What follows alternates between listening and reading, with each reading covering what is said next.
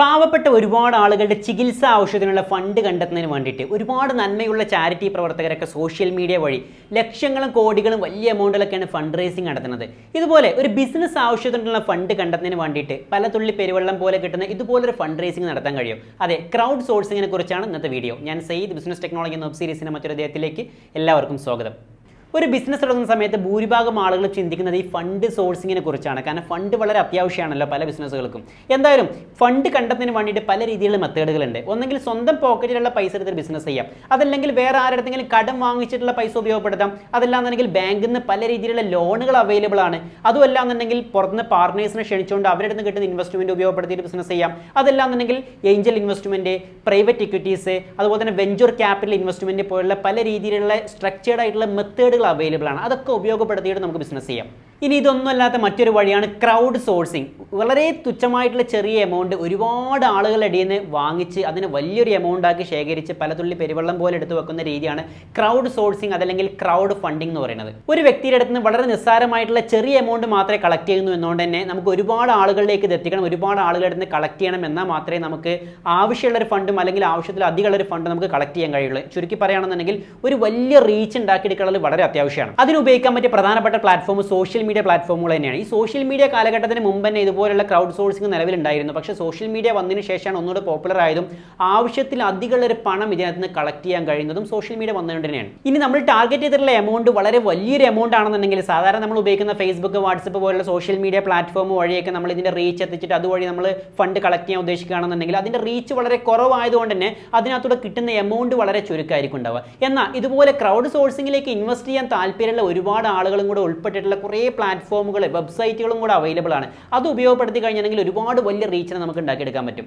സാധാരണ crowd funding പല ആവശ്യങ്ങൾക്കും വേണ്ടിയിട്ട് ഉപയോഗപ്പെടുത്തുന്നവരുണ്ട്. ഉദാഹരണത്തിന് ഡൊണേഷൻ ആവശ്യങ്ങൾക്ക് വേണ്ടിയിട്ട്, മെഡിക്കൽ എമർജൻസി ആവശ്യങ്ങൾക്ക് വേണ്ടിയിട്ടുള്ള ഫണ്ട് കണ്ടെത്തുന്നതിന് വേണ്ടിയിട്ട് കേറ്റോ പോലുള്ള പ്ലാറ്റ്ഫോമുകൾ ഉപയോഗപ്പെടുത്താം. അതുപോലെ തന്നെ റിവാർഡ് ബേസ് ആയിട്ടുള്ള പ്ലാറ്റ്ഫോമുകളുണ്ട്. റിവാർഡ് ബേസ് ചെയ്തിട്ടുള്ള ഫണ്ട് റൈസിംഗ് എന്ന് പറയുമ്പോൾ നമുക്കൊരു ഇലക്ട്രോണിക് സാധനത്തിന് ബിൽഡ് ചെയ്യണം, അതല്ലെങ്കിൽ മറ്റെന്തെങ്കിലും ഒരു ചെറിയൊരു പ്രോഡക്റ്റിനെ നമുക്ക് മേക്ക് ചെയ്തിട്ട് അതിന് ബിസിനസ് ആക്കണം, അതല്ലെങ്കിൽ ബുക്ക് പ്രിന്റ് ചെയ്യണം.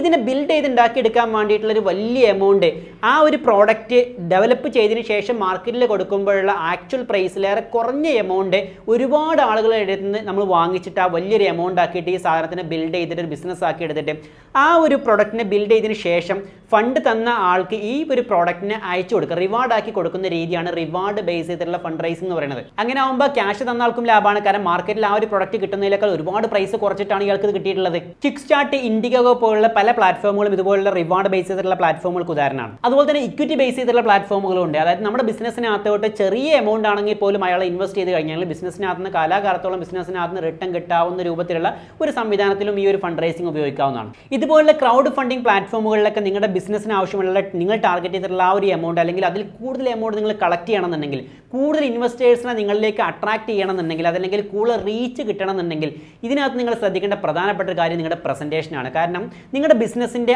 ഐഡിയ, അതല്ലെങ്കിൽ നിങ്ങളുടെ ബിസിനസ് കൊടുക്കുന്ന സൊല്യൂഷൻ എന്താണ്, നിങ്ങളുടെ പ്രൊഡക്റ്റോ സർവീസോ അതിന്റെ ഉപയോഗം, പ്രത്യേകിച്ച് റിവാർഡ് ബേസ്ഡ് ആയിട്ടുള്ള പ്ലാറ്റ്ഫോമുകളിലൊക്കെ ആണെന്നുണ്ടെങ്കിൽ നിങ്ങൾ കൊടുക്കുന്ന ഒരു പ്രോഡക്റ്റ് അയാൾക്ക് ആവശ്യമുണ്ടെങ്കിൽ മാത്രമേ അയാൾ ഇതിനകത്തോട് ചെറിയ എമൗണ്ട് ആണെങ്കിലും ഇൻവെസ്റ്റ് ചെയ്യുള്ളൂ. അപ്പോൾ ആ ഒരു പ്രോഡക്റ്റിനെ കുറിച്ചോ ആ ഒരു സർവീസിനെ കുറിച്ചോ നിങ്ങൾ അവർക്ക് കൊടുക്കുന്നത് എങ്ങനെയാണ്, അതിൻ്റെ യൂസേജ് എങ്ങനെ, അതിൻ്റെ സൊല്യൂഷൻ എങ്ങനെ, അതിനെപ്പറ്റി വ്യക്തമായിട്ടുള്ള കാര്യങ്ങൾ വളരെ സിമ്പിളായിട്ട്, വളരെ ലളിതമായിട്ട് കുറഞ്ഞ ടെക്സ്റ്റുകളും കൂടുതൽ പിക്ചറുകളും കൂടുതൽ ഡയഗ്രാംസ് ഒക്കെ ഉൾപ്പെടുത്തിയിട്ട് എഴുതി തയ്യാറാക്കി പ്രസൻറ്റ് ചെയ്ത് കൊടുക്കുകയാണെന്നുണ്ടെങ്കിൽ മാത്രമേ എന്ത് ചെയ്യുള്ളൂ, ഇത് കൂടുതൽ ആളുകളിലേക്ക് റീച്ച് ചെയ്യുള്ളൂ, കൂടുതൽ ആളുകൾ ഇതിനകത്തോട്ട് ഇൻവെസ്റ്റ് ചെയ്യുള്ളൂ. ഇത് മാത്രമല്ല, പ്രധാനപ്പെട്ട ശ്രദ്ധിക്കേണ്ട വേറൊരു സംവിധാനം, വളരെ എളുപ്പത്തിൽ ഒരാൾക്ക് ക്യാച്ച് ചെയ്യാനും പ്രത്യേകിച്ച് വായിച്ച് നോക്കാനും അതല്ലെങ്കിൽ പിക്ചേഴ്സോ ഡ്രാഗ് ചെയ്തിട്ടോ കൂടുതൽ കാര്യങ്ങളൊന്നും നോക്കാനും കൂടുതൽ ആളുകൾ ശ്രമിക്കാറില്ല. അതുകൊണ്ട് തന്നെ ഇതൊരു വീഡിയോ രൂപത്തിൽ പ്രസൻറ്റ് ചെയ്യാൻ കഴിയുകയാണെങ്കിൽ ഏറ്റവും നല്ലത്.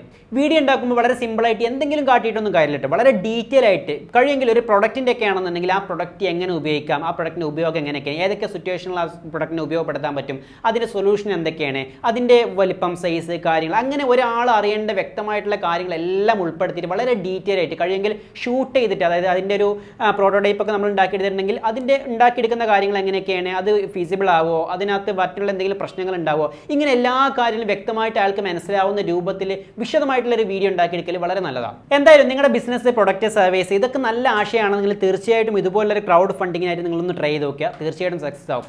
All the best.